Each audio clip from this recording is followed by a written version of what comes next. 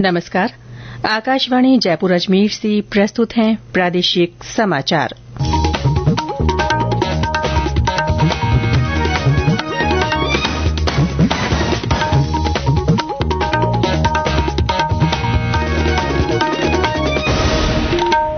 मुख्य समाचार। राज्य में पेट्रोल और डीजल पर 2% वैट की हुई कटौती। केंद्र ने भी पेट्रोल और डीजल ₹2 प्रति लीटर सस्ता किया। मुख्यमंत्री भजनलाल शर्मा ने साइबर अपराध पर नियंत्रण के लिए गृह विभाग को आईटी एक्सपर्ट्स की सेवाएं लेने के निर्देश दिए। कोटा संभाग में आज से न्यूनतम समर्थन मूल्य पर चने और सरसों की खरीद शुरू। और विश्व उपभोक्ता दिवस आज, प्रदेश में कई कार्यक्रम।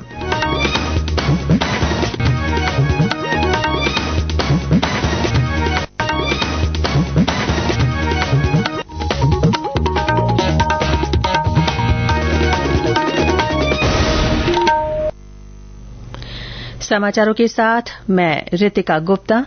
और अब समाचार विस्तार से। राज्य में पेट्रोल और डीजल पर 2% वैट की कटौती का निर्णय आज से लागू हो गया है।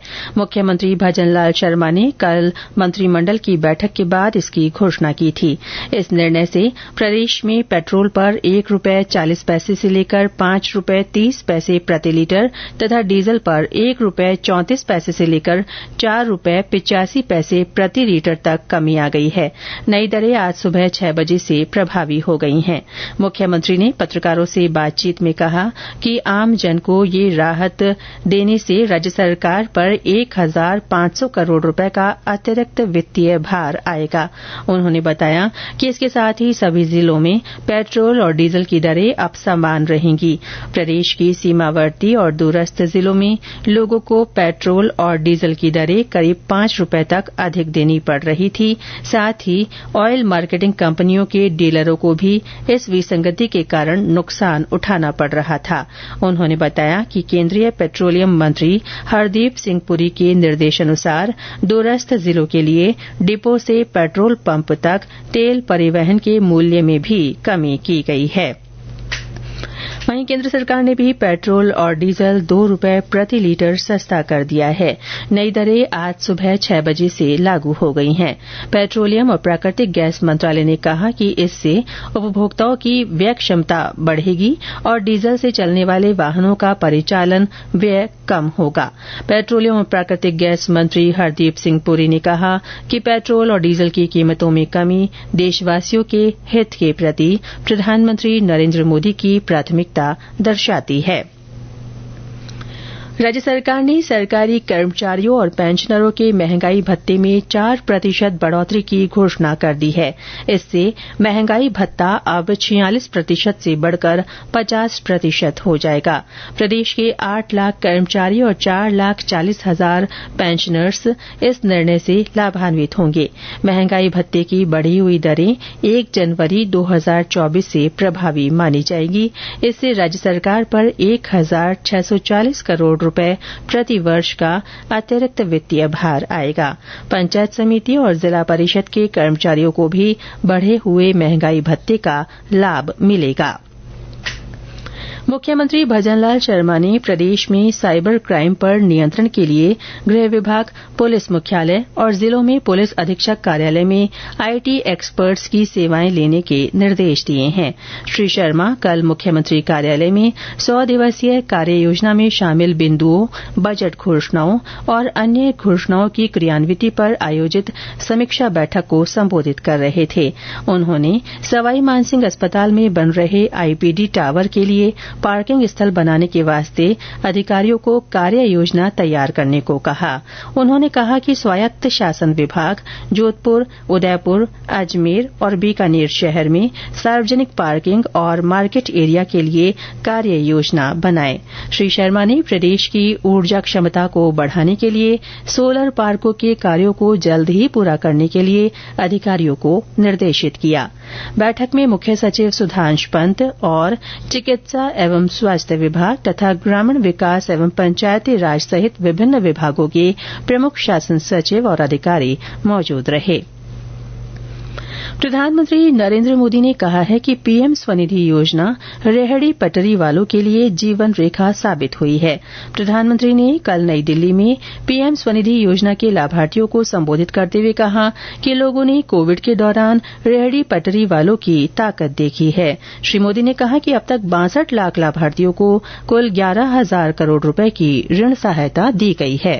हमारे देश भर के शहरों में बहुत बड़ी संख्या में रेहड़ी, फुटपाथ पर, ठेले पर लाखों साथी काम करते हैं। ये वो साथी हैं जो स्वाभिमान से मेहनत करके अपने परिवार का पालन पोषण करते हैं। अतीत में पहले की सरकारों ने इन साथियों की सूद तक नहीं ली और इसलिए जिसको किसी ने नहीं पूछा उन्हें मोदी ने पूछा भी है और मोदी ने पूजा भी है। ये समाचार आकाशवाणी जयपुर अजमेर से प्रसारित किए जा रहे हैं। कोटा संभाग में आज से न्यूनतम समर्थन मूल्य पर चने और सरसों की खरीद शुरू हो रही है। हमारे कोटा संवाददाता ने बताया कि इसके लिए ई मित्र के माध्यम से पंजीकरण की प्रक्रिया पहले ही शुरू हो गई थी। आज से जिले के राजफेड के खरीद केंद्रों पर समर्थन मूल्य पर चना और सरसों की खरीद प्रारंभ हो रही है। हाड़ौती में चना व सरसों की बम्पर पैदावार होती है। इस बार दोनों फसलों का लाखों हेक्टेयर में उत्पादन हुआ है। ऐसे में किसानों को मुनाफा होने की उम्मीद है। प्रदेश में सबसे पहले कोटा संभाग में खरीद की जाएगी। इसके लिए पंजीयन प्रक्रिया 12 मार्च से प्रारंभ हो चुकी है। राजफेड की ओर से भी खरीद केंद्र के लिए सभी तैयारियां पूरी कर ली गई हैं। सरसों पर समर्थन मूल्य 5,650 रूपये प्रति क्विंटल निर्धारित किया गया है, जबकि बाजार में यह 4,000 से 5,300 रूपये प्रति क्विंटल पर खरीदा जा रहा है। खरीद शुरू होने पर किसानों को 1,000 रूपये प्रति क्विंटल तक फायदा होने की उम्मीद है। आशीष मेहता, आकाशवाणी समाचार, कोटा। 1 अप्रैल से राज्य के शेष बचे स्थानों पर समर्थन मूल्य पर चने और सरसों की खरीद शुरू होगी। इसके लिए किसान 22 मार्च से ई मित्र के माध्यम से अपना पंजीकरण करा सकेंगे। प्रदेश में सरस डेयरी के बूथों पर अब ऊँटनी का दूध उपलब्ध हो सकेगा। गोपालन मंत्री ने कल इसकी शुरूआत की। हमारे बीकानेर संवाददाता ने बताया कि शुरूआत में ये बीकानेर में ही सरस डेयरी के बूथों पर उपलब्ध होगा। राजस्थान सरकार ने ऊंट पालकों की पारंपरिक आजीविका को बढ़ाने और ऊंट आबादी के संरक्षण के लिए एक बड़ी पहल की है। प्रदेश में अब सरस डेयरी पर ऊँटने का दूध उपलब्ध हो सकेगा। गोपालन मंत्री जोराराम कुमावत ने कल जयपुर में इसकी लॉन्चिंग की। शुरुआती तौर पर सिर्फ बीकानेर में सरस डेयरी के बूथों पर ऊँटने का दूध उपलब्ध हो सकेगा। फिर धीरे धीरे पूरे प्रदेश में इसकी व्यवस्था की जाएगी। 200 मिलीलीटर की पैकिंग में 20 रूपये का यह दूध सरस डेयरी पर फिलहाल उपलब्ध होगा। इससे एक और जहां आम उपभोक्ताओं को विभिन्न बीमारियों से लड़ने में सक्षम और स्वास्थ्यवर्धक ऊँटने का दूध उपलब्ध तो होगा ही, वहीं दूसरी ओर ऊँट पालकों को भी आर्थिक स्वावलंबन मिल सकेगा। गौरतलब है कि औषधीय गुणों से युक्त ऊँटने का दूध उपलब्ध कराने के लिए बीकानेर की बहुला फूड्स प्राइवेट लिमिटेड और उर्मुल सीमांत समिति ने एक त्रिपक्षीय समझौता किया है। मोहम्मद रफीक पठान, आकाशवाणी समाचार, बीकानेर। आज विश्व उपभोक्ता दिवस है। इस मौके पर प्रदेश में कई स्थानों पर कार्यक्रम आयोजित किए जा रहे हैं। उपभोक्ताओं को जागरूक करने और उन्हें अपने अधिकारों तथा कर्तव्यों के बारे में जानकारी देने के लिए बाड़मेर के सूचना केंद्र में प्रदर्शनी लगाई गई है। इस दौरान संगोष्ठी का भी आयोजन किया जाएगा। करौली में जिला मुख्यालय पर कई कार्यक्रम हो रहे हैं। वहीं भरतपुर के मिनी सचिवालय में भी कार्यशाला का आयोजन किया जाएगा। यहां उपभोक्ता दिवस के उपलक्ष्य में आयुर्वेद विभाग की ओर से निःशुल्क अंतरंग आयुर्वेद क्षार सूत्र शिविर का आयोजन किया जा रहा है। ये शिविर 10 दिन तक चलेगा। शिविर प्रभारी ने बताया कि इसमें जटिल बीमारियों का इलाज निःशुल्क किया जा रहा है। चिकित्सा विभाग ने आशा सहयोगिनियों के मानदेय में 10% की बढ़ोतरी के लिए वित्तीय स्वीकृति के आदेश जारी कर दिए हैं। विभाग की अतिरिक्त मुख्य सचिव शुभ्रा सिंह ने बताया कि वित्तीय वर्ष 2024-2025 के बजट लेखानुदान में इसकी घोषणा की गई थी। इसकी अनुपालना में ये स्वीकृति जारी की गई है। और अंत में मुख्य समाचार एक बार फिर। राज्य में पेट्रोल और डीजल पर 2% वैट की कटौती का निर्णय लागू हो गया है। केंद्र ने भी पेट्रोल और डीजल 2 रुपये प्रति लीटर सस्ता कर दिया है। मुख्यमंत्री भजनलाल शर्मा ने साइबर अपराध पर नियंत्रण के लिए गृह विभाग को आईटी एक्सपर्ट्स की सेवाएं लेने के निर्देश दिए हैं। कोटा संभाग में आज से न्यूनतम समर्थन मूल्य पर चने और सरसों की खरीद शुरू हो रही है और आज विश्व उपभोक्ता दिवस है। इस अवसर पर प्रदेश में कई कार्यक्रम आयोजित किए जा रहे हैं।